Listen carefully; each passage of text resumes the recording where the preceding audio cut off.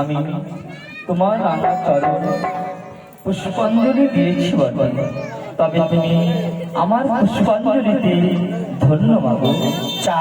মাগো, তোমার পুজো পেয়ে আমি সন্তুষ্ট হয়েছি। বিশ্বমাতার বিশ্বপূজিতা হলাম, স্বর্গে আমার সিংহাসন হলো। বাদশা, কি চাও? আমি তোমায় ভক্তি করে দান করি। মাগো, আমি তোমায় বেশি কিছু চাইব না।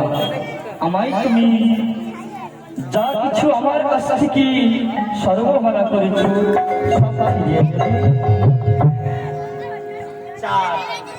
প্রতিজ্ঞা করেছিলাম যে বিশ্বপূজিতা করিবে আমার, তার আমি মস্তকে ধারণ করিব। মর্তভুবনে সকল দেবদেবীর মস্তকে চাদর রূপে প্রতিষ্ঠা করিলাম তোমায়। চাদর রূপে পুজো না হলে তার কোনোদিন পুজো সম্পূর্ণ শেষ হবে না।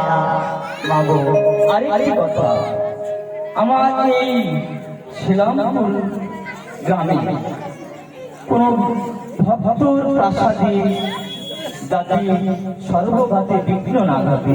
যে আমার ভক্তি বলে পুজো প্রাপ্ত করবে তার কখনো অমঙ্গল হবে না। আমি তার এই সকলকে চঞ্চল ভবনে বরদান দিলাম। তাদের ঘরে যখন তুমি পরিপূর্ণ রাখবে মাগো।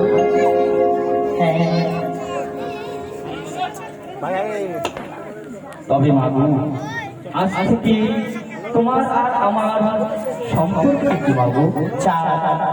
বিবাদে সকল কিছু মুছে গেল। আজ থেকে তুমি তার মানুষ আমি সেই সম্পর্কে ধারা ধারে তুমি হবে আমার দাদা, আমি হব তোমার বোন। সকল কিছু দূরে সরিয়ে আমরা মিলন করিব।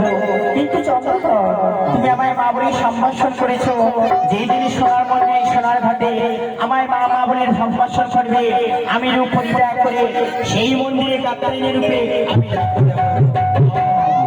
আমি এই তো আমার দেবী, যে রূপ আমি পছন্দ করি না সেই রূপ পরিত্যাগ করে কাত্যায়নীর রূপে আমায় দর্শন দেবে।